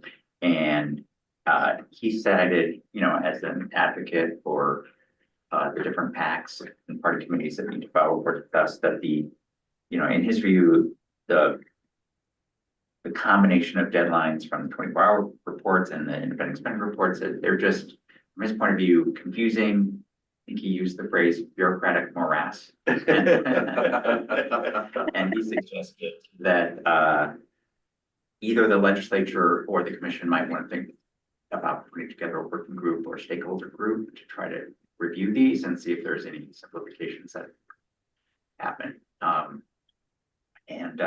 asked if you guys want to move forward with it, and you suggested putting this on for a future meeting. So scheduled for today. Very nice, thank you. What do people think? Commissioner Hearn. I think this is a good idea. Of course, I go right to the brass tacks and want to know, Mr. Wayne, what the difference between having the commission establish this stakeholder group and having, I know with the legislature, it's expensive actually. And I don't know if there's any difference having the commission put the stakeholder group forward.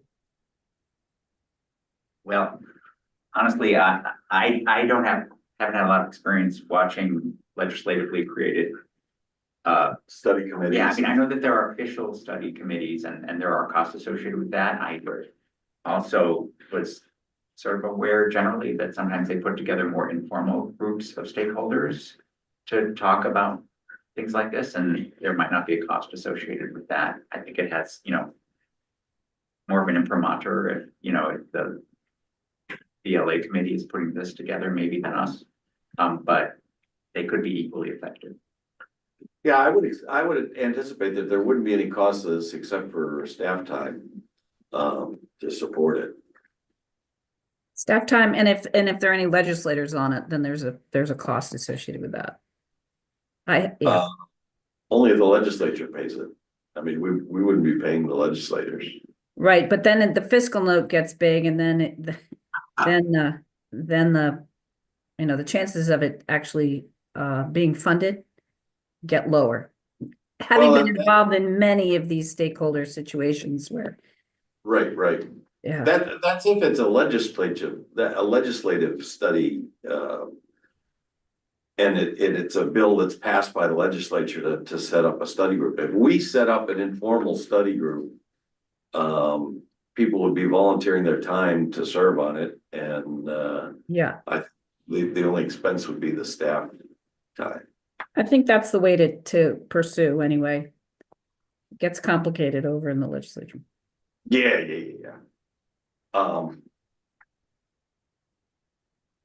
Do you think that's worthwhile? Yes. Does anybody else think it's worthwhile? I would agree. It is complicated. I don't know if we can uncomplicate it, but it's worth looking at. Yep. The amount of people who come before this commission with a request of a waiver for that 24-hour reporting, I think that in and of itself behooves more scrutiny. You have any thoughts? Not any great clear ones. I'm wondering if something does go forward regardless of who organizes it. Is there any way to appropriately include a couple candidates who have come here in the group? We had one gentleman a month or two ago very clear about, he understood it and he wasn't upset. He didn't take it personally, but he was pretty cogent about pointing out why this part made sense to him and this part didn't. And I just thought the voice of the candidate might make sense in this, unless we can capture it simply by staff recall and reflection, which is fine. I'd hate to occupy anybody's time with something that was not productive or helpful. I'm a little bit like Commissioner Hastings' comment about don't know if it will.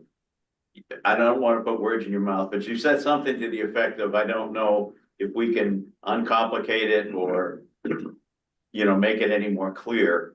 But I think it is worth a review. I think it's worth taking a look.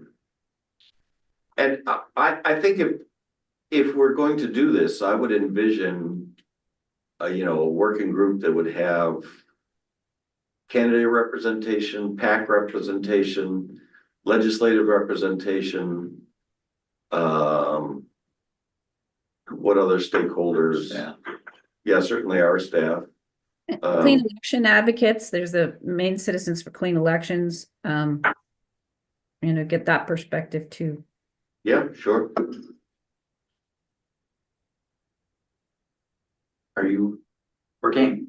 Yeah. I mean, if the majority commission wants to do it, we can do this and have at least a couple of meetings and see if there's something that we want to propose and come back to you. And I think the goal might be to propose either regulation or statute changes, if it's possible to simplify things. And I think with your generous approach to this, we'd love to have the AG's office included as well. Sure.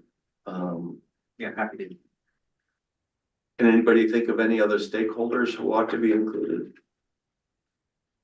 I mean, I think we'd include you as a representative of the PACs, probably Josh Tardy, since it was his darned idea. Mr. Chair, if I may. Yeah. I mean, I would say I agree with Mr. Tardy's assessment and others who have said that if there's a way to improve it, Yeah. it would be excellent to do, and I would be happy to help. It would be excellent, and thank you for your generosity. You should make Josh share it. Can anybody think of other stakeholders or folks who ought to be involved or invited? Yes, Commissioner Leclerc. My answer is not responsive to your question. That's okay. I'm talking about the scope. The last candidate that spoke, Mr. Boyd, talked about explaining, I think, basically to the candidates what the law is. And I think the commission staff has done an excellent job of putting out information. But I'm wondering if we could look at, I think he said you put out a book, you should explain the book. And I'm just wondering, this might be outside of the discussion here of the working group, but is it possible at the beginning of the campaign season to have a Zoom meeting with the candidates, or is that just too large a group to do something with, where just a session could be done where they do go through the book and say this, don't mess this up. These are the ones that we see most before the commission, these violations. So I just wanted to throw that out there. I don't know if it'd be part of the working group's recommendations or whether the commission staff could address that. Mr. Certainly Boyce. worthwhile question, not really related to what we're doing, but that's okay. Yeah, well, I love direction from the commission on whether you'd like that to be part of the stakeholder group. But just in terms of whether that's feasible, it's feasible to hold some sort of training electronically. We used to do more trainings, especially like pre-COVID. We even would do, in-person trainings. But a lot of the candidates, not all of them, but a lot of them are in a political party, and for the caucuses will also organize their trainings. They actually like to have their own people sort of advising. So I think that was a factor in why we stopped doing in-person trainings. But with the advent of all this technology, we could. It's certainly feasible to do that. I don't know that we have that many takers, so it might not be a situation. We might only have 30 or 40 people who want to take part, unless you didn't want us to really strongly encourage it, which we could. So I think it could be done. Is the answer. Thank you. And I have to say, not that I've done an exact count, but it seems like the Republican Party candidates outnumber the Democrats, and when coming to, I didn't understand, I'm inexperienced. So I don't know. So I guess my question to you, Jonathan, is have the Republicans been having these trainings? Do you know? I believe so. I mean, I know I haven't. I don't think my information is up to date. I used to be invited to House Republican trainings, but not in the past few election cycles. I'm sure I've heard that the Senate Republicans have done trainings. I just don't know in the 2022 and 2024 what the status was. Okay, thank you. I think the topic is worthy of inclusion in the scope of the work. Okay.